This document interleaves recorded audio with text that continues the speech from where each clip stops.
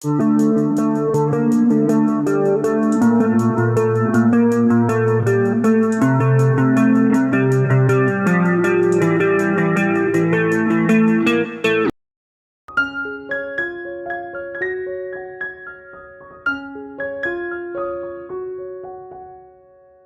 Friends.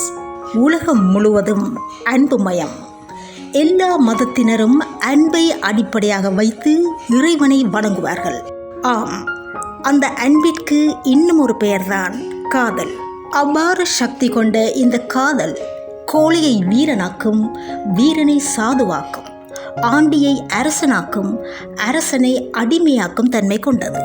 ஏற்றத்தை ஏற்படுத்தும் இந்த காதல் சில வேளைகளில் ஏமாற்றத்தை, சில சறுக்கல்களை கூட ஏற்படுத்தலாம். அது அவரவர் தேர்ந்தெடுக்கும் துணையை பொறுத்தது.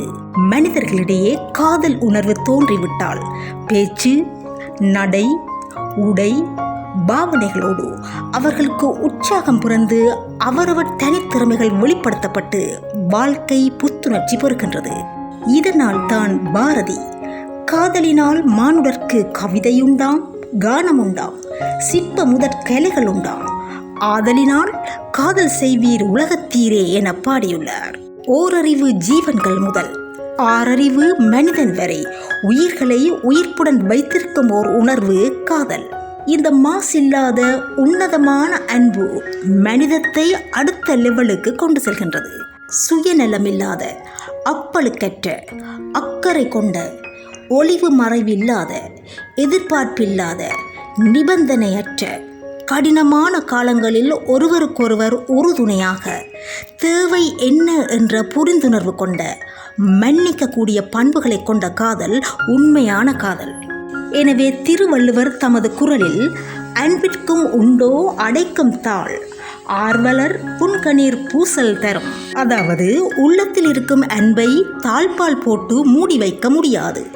அன்புக்குரியவரின் துன்பத்தை காணும் போது அந்த அன்பு அல்லது காதல் கண்ணீர் துளிகளாக வெளிப்பட்டுவிடும். என்றும் அன்பிலார் எல்லாம் தமக்குரியர், அன்புடையார் என்பும் உரியர் பிறர்க்கு. அதாவது அன்பில்லாதவர்கள் எல்லாவற்றையும் தமக்கே உரியது என உரிமை கொண்டாடுவார்கள். ஆனால் அன்புடையவரோ தமது உடல், பொருள், ஆவி அனைத்தையும் பிறருக்கு என எண்ணுவார்கள். உடல் கடந்து உள்ளத்தை தேடி, உயிரை தேடி ஒருவரின் கடைசி மூச்சு நின்றாலும் நினைவுகளால் தனது துணையின் நினைவுகளை மீட்டி பார்த்து உயிர்ப்புடன் வாழ வைத்துக் கொண்டிருப்பது காதல் எனும் உணர்வு. ஈகோவை தூக்கி எறியுங்கள். கந்தையினால் தூசியாவது துடைத்துவிட முடியும், ஆனால் அகந்தையினால் எதுவுமே செய்ய முடியாது.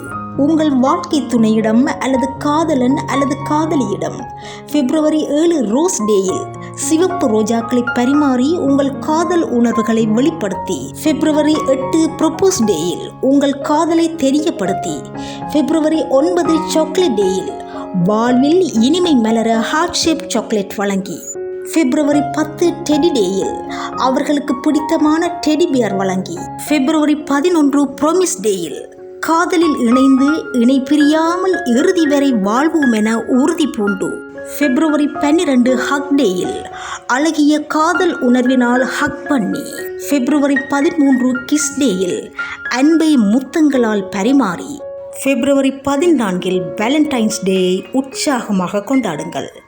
அப்போ அதுக்கு பிறகு பிப்ரவரி 15, 16 எல்லாம் திரும்ப அடியுதை ஸ்டார்ட் ஆன திருப்பி கேட்கக்கூடாது. எல்லாமே இறைவனின் கிரியேச்சர்ஸ், இறைவனின் படைப்புகள். ஈயெறும்பு உடலிலும் ஈசன் இருப்பான். ஒவ்வொரு உயிரிலும் இறைவன் இருப்பான் என்றால் காதலில் ஒருவருக்கொருவர் துரோகம் செய்வது கூட அந்த இறைவனுக்கே செய்வது போன்றது. இங்கு ஒருவருக்கொருவர் துரோகம் செய்துவிட்டு பின் கோவிலில் போய் இறை வழிபாடு செய்வதால் யாருக்கும் எவ்வித பயனும் இல்லை.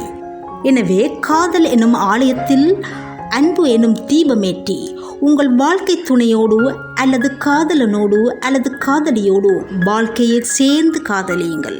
காதலை உண்மையாக நேசிக்க, ரசிக்க தெரிந்தால் பிப்ரவரி 14 மட்டுமல்ல, 365 கால் நாட்களுமே காதலர் தினம்தான்.